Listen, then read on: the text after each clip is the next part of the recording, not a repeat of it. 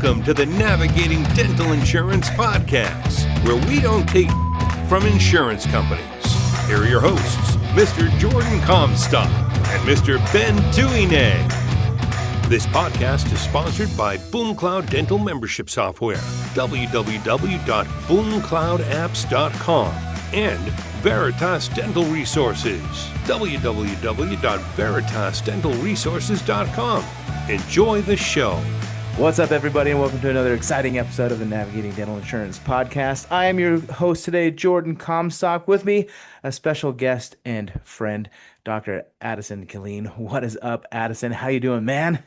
Hey, good. Thanks for having me on here, man. Yeah, it's been a minute. I know you've been on the podcast with me before. We've done a few of these. So it's been a minute, so I wanted to bring you on and hang out for a little bit. Yeah, totally.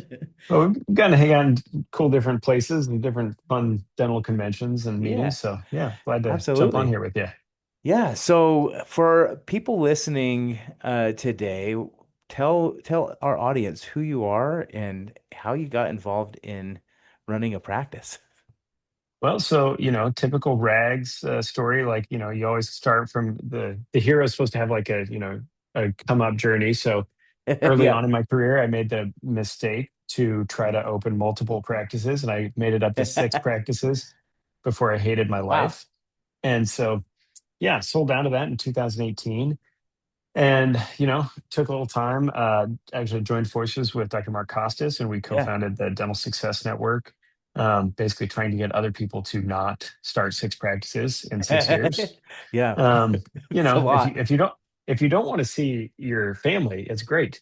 If you'd like to have a life, and then maybe you should stick to like 1 or 2 or 3 or something. Yeah. So so we founded Dental Success Network, which is we have buying group discounts. We have kind of online coaching community, just great group of people. I love it. Yeah. So we did that for a couple of years, but then, you get to that point where you're like, well, I'm a dentist. I'm trying to coach other dentists. I need to have a test kitchen. So my one buddy, Brandon, and I started up a startup back in August of 2019, ran it for 6 months until we closed it March of 2020 for about 45 days during the whole COVID thing. Great time. Yeah, that's not stressful at all. Not stressful. 6 months in, you're like, okay, we're just getting profitable, and then 0. Oh, man. So it was good though. So yeah, but ever since then, it's been great. So yeah, coming up on our 7-year anniversary here. We've grown to now have 5 doctors, 14 operatories. It's been great. It's a great test kitchen to like try out ideas. I get to try different softwares, different Sure. management techniques, like what works, what hasn't. Granted, I learned a lot in my 6 practices, like learned a lot of stuff not to do. And a startup, you think you've done it a few times. Like startups are they will turn your skin to steel, because after you've done one, you've seen it all.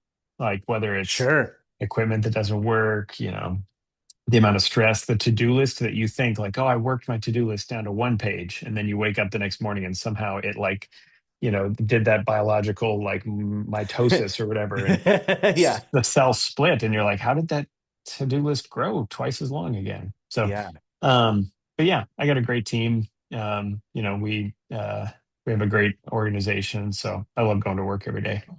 That's awesome. And are you practicing or are you mainly managing? Yeah. Or both? Yeah. I mean, I still practice 3 days a week. So, and I pulled the short straw in the office, so I have to do a lot of molar endo.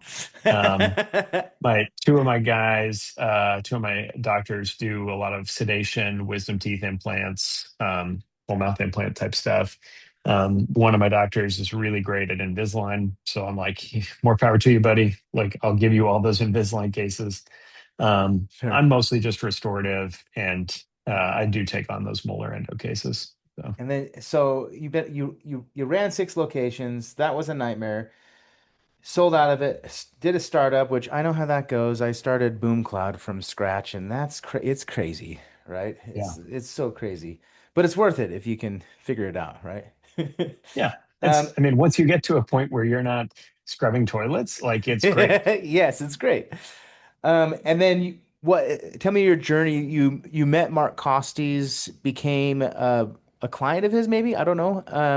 Well, Like how did yeah, you meet like Mark? we met Mark at the ADEC facility. We were both Okay. looking at buying a bunch of equipment from ADEC. So ADEC's like, hey, come on up. And we, then, you sit at a winery in beautiful, the Portland Hills there. And Yeah. yeah, became friends instantly. So yeah, then I joined him in his kind of coaching group in late 2018, 2019, started coming to meetings, started helping him coach as his coaching group grew really quickly.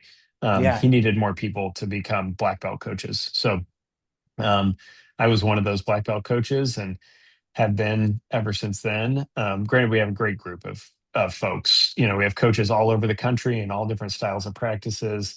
So DSN is more for the if you want to do it yourself type of style. Yeah. We're gonna give you all the tools, the scorecards, everything. DSI is more like, okay, let's hold your hand, and like you get more personal access to the coaches, like phone calls every month, group coaching calls, stuff like that. So yeah, so that's kind of how that story's gone. But it's fun to be able to teach and talk with people. Like I talked with actually someone from Portland and New Jersey this afternoon. So just different Nice. areas. Just coaching. Eh, Yeah, just coaching. Like what should I do? This is the situation. Whether it's hygiene front desk, whether it's like new location construction, or where should I buy, or stuff like that. So it's fun to get to like coach people who are hungry, smart, just ready to go take on the world. And like it's a fun group of people to be around. Yeah, I've been, I mean, right when I was starting BoomCloud is when I met Mark. And I think in my like the early days, I went to a couple of the you guys' like mastermind meetings, and I loved it. It was so cool to see how Mark, and I don't know if you were there. You probably were. We just didn't know each other. Yeah. But I just sat and kind of watched, and I've always enjoyed what you guys do over there for practices. So let's get into it, man. I've got some Yeah. questions. Dentistry's changed a lot, it seems like, since we've all started Yeah. in the industry, right? Like I started in dental what in 2008. I joined my dad's dental lab, and I ran my dad's dental lab for about 8 years. So like it started in the recession. It was crazy time to be in dentistry around that time. Mhm. And Yeah. then I think maybe 8 years later, I got so sick and tired of insurance companies, because we had all the practices calling us. They're like, "Hey, can you discount your fees?" Because I'm in Utah and everybody has every PPO under the sun, I think. Yeah. Um, I'm sure you've consulted with people here. Yeah. Um, and I got so fed up with that. So I'm like, well, let's figure out a solution to do less of that, which BoomCloud was born, right? And now today, like I was reading an article by the ADA, and it got me to stop and think a little bit. And I've been asking this question on pretty much every podcast episode this week because I'm curious about it and curious, what people are thinking in the industry. But the ADA says basically the industry is essentially in a stagflation type situation, right? Where revenue growth over the past 5 years has been like 1.4%, and expenses and costs are growing by like almost 5%, like a 3.5 time difference, or like you could Hmm. look at it like a 1 to 4 ratio or something like that. Yeah. Totally. Like, what is that? Are you feeling that owning your own practice? Like, what are you seeing out there? Are those stats correct? Oh yeah. Especially with your coaching and your network, like, what are you seeing? Yeah. So I guess I look at it, there's a couple different data sets. Like Sure, the ADA has a really interesting, that's a good data set of short-term picture. sure. When you actually go back to like 2008 per se, and you Mm-hmm. look at what did dentists make as their take-home pay back then Yes. versus what they make now, they've gone up. And it's great. Okay, like you're making more now Yeah. than you did 20 years ago. Actually, Mm-hmm. the best data I saw was like a 14-year retrospective study. But Yeah. so you're making more, but then you look at inflation, and you're down by like 19%. So if Yeah. inflation kept up with your wages, you would have been 19%. You've actually dropped by 19%. So Yeah. rather than making 100,000, now you're making 81,000. Yeah. So Jeez. so there's a weird psychological thing is like the numbers are higher. So you're thinking like, well, I'm doing better, but why am I not feeling better? But the purchase And power so is declined. it's yeah. So it's like, wait, I'm getting pinched from every direction, even though it says I should be making more money. Now, I did a much deeper dive, in DSI, the Dental Success Institute, we take everyone's profit and loss statement, normalize it onto a sheet, and send it back out to those members. Like you don't get to see other people's numbers, but you get to see Yeah. your own. And it's great because it's just this is how we do things. This is how we set up the P&L, the cash flow statement, everything. Um, we have really, really thorough data for about 100 practices from 24, 25, where we had every one of their months P&Ls. Those members were like really good about getting us their stuff. And so we have really good data. It was about 50-50 of thriving versus struggling. Now, the Okay. thriving group, they had revenue growth of a little bit. It was like 1.1% of like revenue growth. They had 6.5% more new patients. Their staff payroll, like they became more profitable. Their overhead dropped from like 61% down to 56, so like Okay. 5% more profit, which is great. Yeah. Um, yeah, staff payroll actually shrunk, so they were doing well. So you have those thriving groups, and that was about half of the group. The other half of the group was the profit margin shrank by like 9%. Their overhead went up by about 9%. Like staff payroll actually went up by about 3%. So 3% of that was like just payroll. New Hmm. patients still went up. So they still saw like new patient growth. They actually saw a lot of revenue growth as well. But most of these practices were in parts of the country where, yeah, wages went up and ate up a lot of your stuff. Um, Supplies went up, like fixed costs went up, electricity, gas, like a lot of these costs just ate these practices lunch. Sure. So yeah, so I mean, it's tough because, you know, the overhead, you see one group of people where the overhead is going down and you're like, oh, I'm making more money. The other group, it's going up. Staff costs are probably the single biggest determining factor.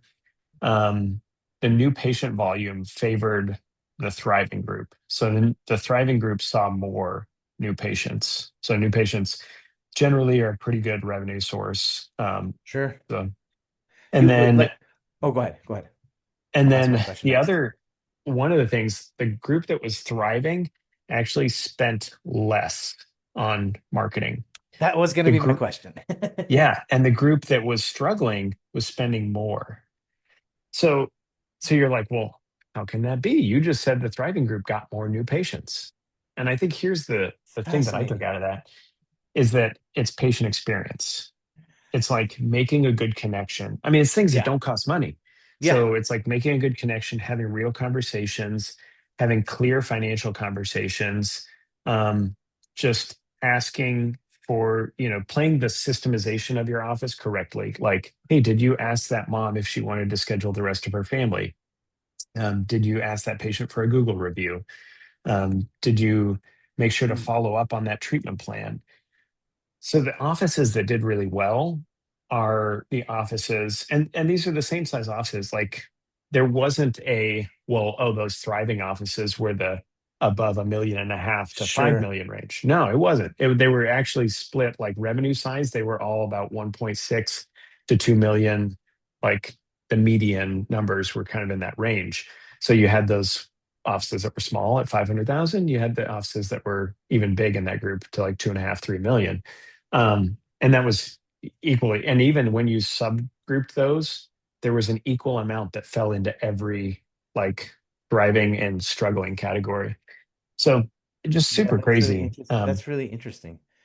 So they spent less on marketing, and the group that was struggling spent more, which you'd think the opposite. Why do you like? Why do you, you well? You said patient experience. Like, Are any of these practices that you like are coaching right now or no? Oh Like, yeah, yeah, I know all of them. okay. Yeah. So what's the when you say, "Hey, I think it's patient experience," like I think what that's differences do you see within the making. practices? I think that's making like a a statement about the macro picture because it Sure, has to okay. be that. Yeah. Because how can you be spending less? Like you'd be like, wait, you're spending less money but getting more new patient growth. Like that's just So that doesn't jive, there right? may So be a it's not. natural It's just what? a like those thriving practices must be executing on everything else inside the practice, the systemization better than the And practices who are struggling. yeah, that's really interesting. So your assumption is that okay, they have a better patient experience, and that probably creates a flywheel of referrals and Hmm. growth that way. Where if you spend money on marketing and you don't invest equally into patient experience, then you're going to struggle. They kind of go hand in hand, is what you're saying? Yeah, I mean, it's kind of like you think you're sticking money in the new patient slot machine, and you keep pulling that wheel, and you're like, no, I should be getting more new patients. I should be getting more new revenue, but that just stops working as much. And so, yeah, like pulling on that lever just doesn't work. Whereas I think in my mind, that's the wrong lever to be pulling. Like you should be focusing on your systems and inside the office. And any good marketing company will tell you that is that, a certain number of your new patients, maybe 40% should come from internal referrals anyway. So Yeah. you're spending that money out of your P&L statement on advertising and marketing to just buy the 60% of new patients. And but like for the practices that I think are doing well, they realize, okay, well, if I just spend more time and energy on marketing, I can decrease my advertising spend and still get the same or better new patient growth. Yeah, I would imagine that like that even like that's how my mind thinks as well with just even with my businesses. If I spend more money on so our patient experience is called customer success in the software world, Mhm. which is essentially like our our people helping and making sure our clients are successful, right, within BoomCloud. So it's like if I spend no money there to improve those systems and I just be like and I just hire and I've done this before, that's why I can say this. I've hired sales and marketing people because we want to grow and that's where you think growth is in sales and marketing people or just marketing in general, right? And you do that, but you don't have the systems. You get real lopsided real fast. That happened to me early Mhm. on years ago when I started BoomCloud, and I realized that okay, customer or patient experience is the growth engine of any business, Mhm. whether it's a dental office or a software company or a coaching company, whatever. Choose your company. If the customer experience, the patient experience is not there, and you don't have that systematized, that's when a lot of problems show up. So I guess I hear this a lot on podcasts, right? Where everyone talks about patient experience. Like, how do you define it, and how do you know how to optimize it inside of a dental practice? I would imagine like some of our listeners listening, they're like, okay, well, yeah, I keep hearing patient experience. I gotta do, but what is it, and how do I know how to optimize that? Yeah.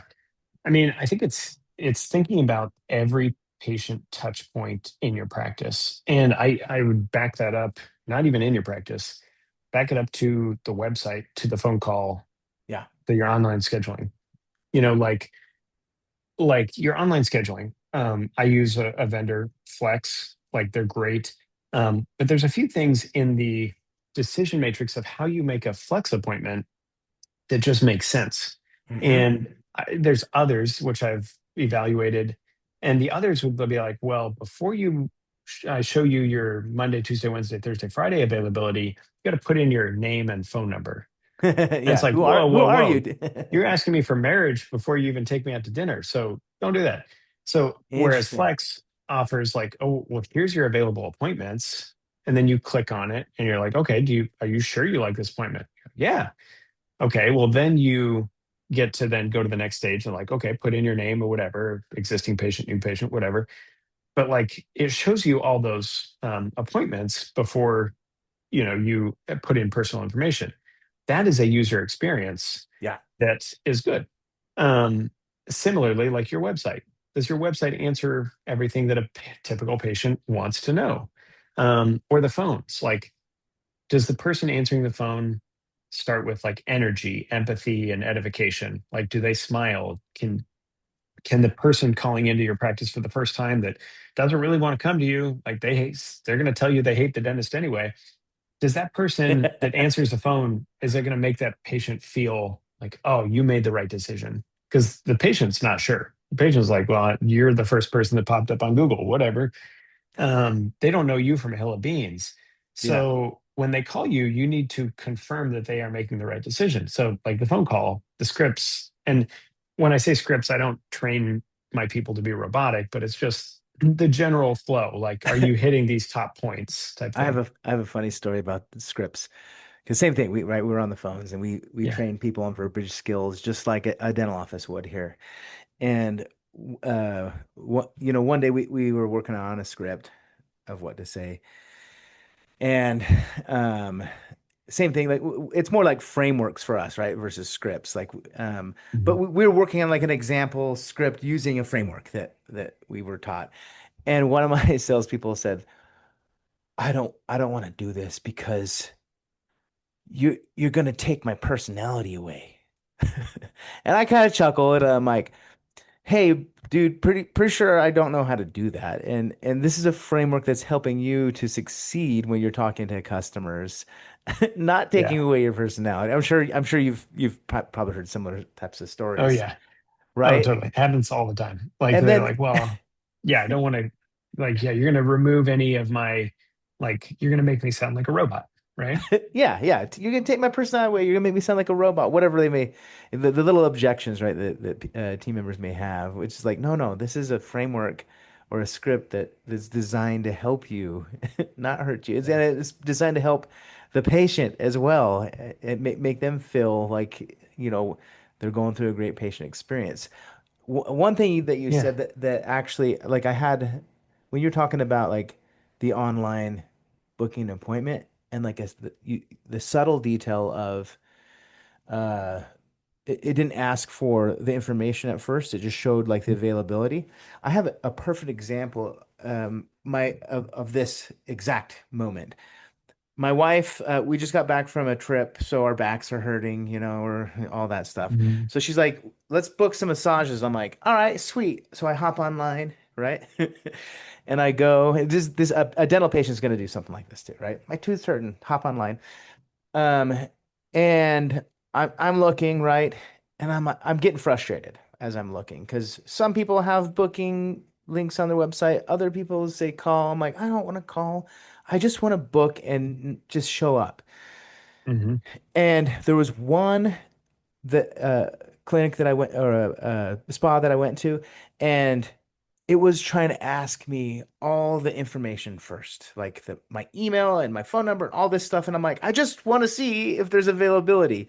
And Yeah. as you can imagine, I didn't end up booking with that one because it was too hard. I Mhm. actually went to the one that I could easily click, see the availability and the services, see who is gonna give me the massage, and then book and then put all my information in, right? Yeah. That's the one I ended up choosing. And I don't know why, but it's just a seamless experience. I don't want to not know if they can even book me, but they're collecting all my information so I can get text and spammed, right? Yeah. Well, Patients, go and ahead. the Yeah. crazy thing is that Ryan Gross over at CMO Share, he has some data point that like 8 to 12% of people will check your online scheduling and then call. So they'll look Yeah. to make sure got appointments, but then they don't use that link. They Interesting. call. And Yeah. I'm like, well, I don't know how you know that, but that's creepy. It's cool. There's ways, Um, so, yeah. but like, I'm just like, that's crazy because yeah, they want to know that you're available and you're working on a Monday or whatever. And then they will call you and say, hey, can I have that Monday appointment?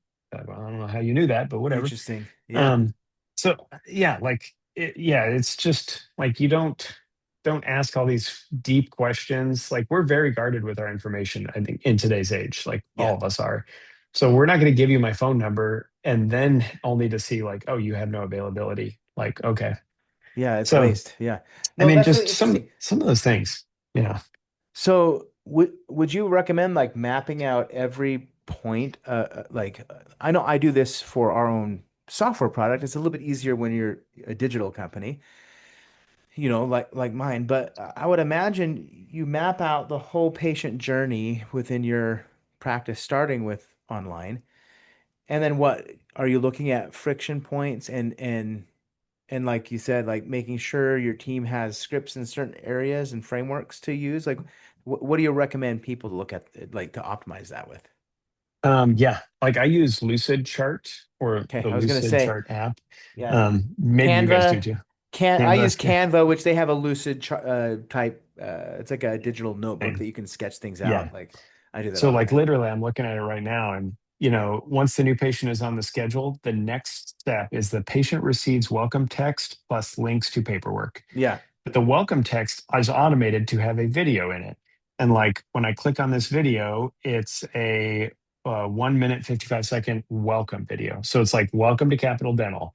These are the doctors you'll be seeing. This is the hygiene team. These are the kind of procedures we do. You've made the right decision.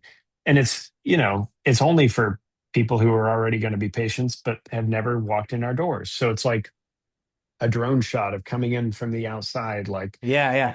this is where our building is and parking and kind of front door, like all those things. And then it kind of goes through of like, once the patient is, the appointment's on the book, they're going to get put into the, text reminder, email reminder system. There's a lot of automated pieces, but like, just the whole patient experience leads to so many good downstream things. Hmm. And so it's a little bit tough to make these data driven decisions around what should I change? Like, should I tweak it? But like my default is like it should be better, Yeah. Sure. like Yeah. once I see someone else who has a great idea, I'm like, we should implement it. And they're like, well, we already do okay with Google reviews. And I'm like, yeah, I don't care, but like we should be better. Like I want to be the Yeah. best. So like in our front office, we have a coffee machine. A lot of people have coffee machines. A Yeah. lot of people have Keurigs. Like that's Cookies. great. Yeah. Um, I have a $40,000 fully automated espresso machine with milk frother. Oh, So I'm going to your office. yeah, exactly. So it's like, do you want like the other day, a patient was checking in, a female patient, and her husband was her driver. She was getting sedation. And I basically I was like, oh yeah, okay, Chris, like, all right, well, yeah, like I'll be seeing you next here in about 5 minutes. And then I'm like, oh, are you her husband or the driver? She's like, yeah. And the husband says, yeah. I was like, "Well, can I get you a coffee?" And he's like, well, yeah. And I'm like, well, I'm standing in front of the espresso machine because I'm getting myself a latte before we Sure. go into this sedation. But and he's like, yeah, do you just have coffee? And I'm like, I spin the little menu and I'm like, no, we got lattes, cappuccinos, mochas, we got chocolate mocha, vanilla mocha, like, and Whatever he's you like, want. really? And I'm like, yeah, I'll have the girls, make it up for you. We'll bring it over to you. He's like, yeah, I'll take a latte. And He's like, like, oh, I didn't know I was going to go to Starbucks too. and it's literally, this machine is like the level of Starbucks. So I mean, Yeah. it's, you see them in airports, like places where they can turn out 100 drinks real quick. Wow. But like that's the level, and the downstream effects. Like, how do you measure that? Well, I mean, revenue is one place to measure it, but Sure. Google reviews, I think, are my How many people are guiding talking about light. it? Yeah. Yeah. Yeah. And You so you our probably can. wildly important goal, like WIG goal, is to get 450 Google reviews this year. And so it's like, if Wow. we do everything right on the front end, we will hit that goal and it'll be great. But it's just all these little pieces that help out, that like, it's fun I mean, it's kind of fun to create those magical moments to be like, wow, you're going to get me a latte? And they're like, Yeah. yeah, like it's So fun to be giving of that.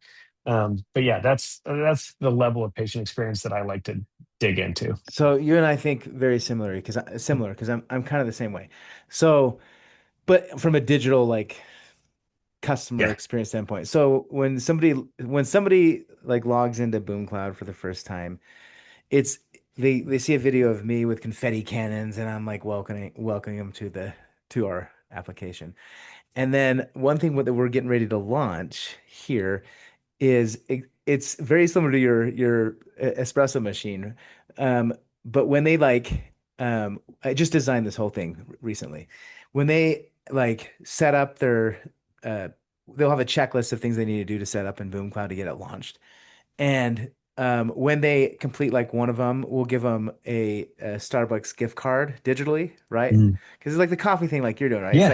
It's like okay, cool. When we get the office managers in BoomCloud, she has a task listed, a few things to set up.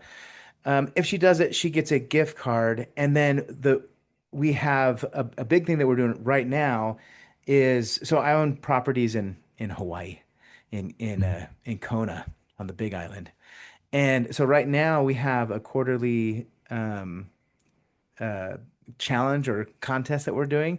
Whoever signs up a certain amount of membership patients in this quarter gets put into a raffle, and then I'm going to send them the office manager or whoever grew the membership plan for the practice to our Hawaii condo for free. They don't have to do anything, Mm. right? So that like Yeah.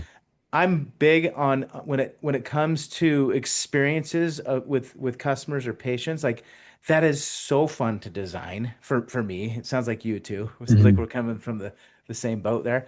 Yeah. But if you can break it down and really be uh, if you can focus on every little element of a patient, or in my case, a practice using my technology, like what do they get joy when they go through the process? Are they leaving that in the reviews like, oh my gosh, the espresso machine was amazing, right? Oh, Sure, you yeah. see that. I mean, yeah, it's awesome. Well, it's just great. I mean, my I go back to our mission. And our mission is to make people feel better about dentistry, Yeah, like make a sure. positive impact. And so, like, our tagline is relax, dentistry is different here. And we see that in Cool. the Google reviews. Like when people say, like, oh my gosh, I've never been treated that nice. Yeah. Or I've always been judged about my teeth, but when I walked in your doors, I didn't feel judged. Um, Interesting. yeah. So I mean, it's like when you go back to your mission is like we are here to serve, and this is like what how we serve the world. You know, people want to join you. People want to stay for that. Um, you hire the right people. You know, it's um, I kind of go back to like when Ernest Shackleton was like, I don't know, he wanted to go visit the South Pole or whatever Hmm. back in the 1800s or whatever. And the group of people he got into it. There was some early winter ice, and they like the ice crushed the boat. They had to go into three little like lifeboats, and Hmm. took them 2 years, and not a single person died. Like in that whole, like they could have gone to cannibalism, they could have all Yeah. died. I mean, but like when he was putting out a job ad for his endurance was the name of the SS endurance or whatever.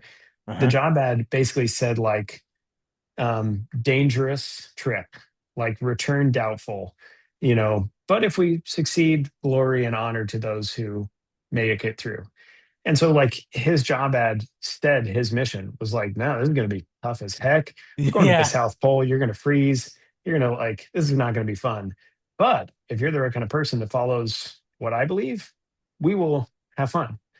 And I mean, I think when you have a mission, like for BoomCloud, is to like help practices rely more on their own patients, you Yeah. know, not insurance. Like, that's Absolutely. when people get behind that mission, like, you hire the right people, it makes it easier to know when someone's not fitting in, that sort of Well, thing. interestingly enough, yeah, with our mission at BoomCloud, help practices reduce dependence on PPOs and become self-reliant is our Mhm. mission. Um, the best team members have been in dentistry and Yeah. have seen kind of what the insurance industry has done. and they buy into that vision, right? That mission and vision Hmm. in the company. Like everyone I've hired that was outside of dentistry, they don't. It's just not. They don't connect with it as much. I've noticed. Yeah. So, but no, that's really important. And you've written a couple books like on leadership and Yeah.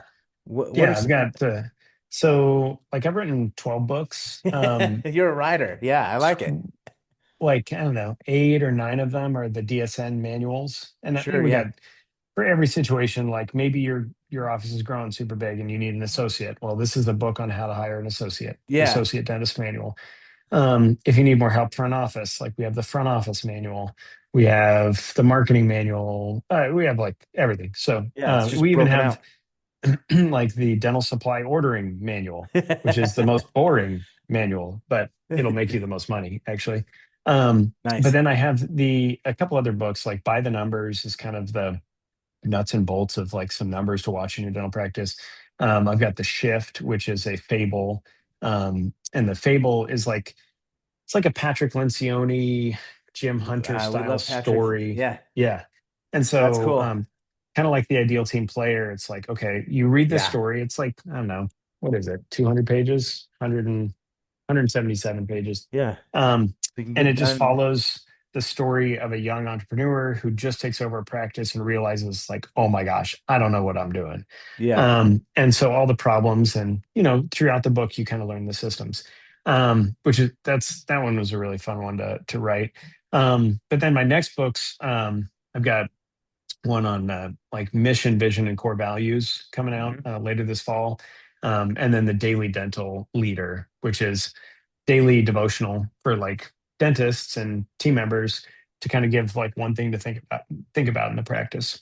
Sure. What's the most popular book? What are people resonating with?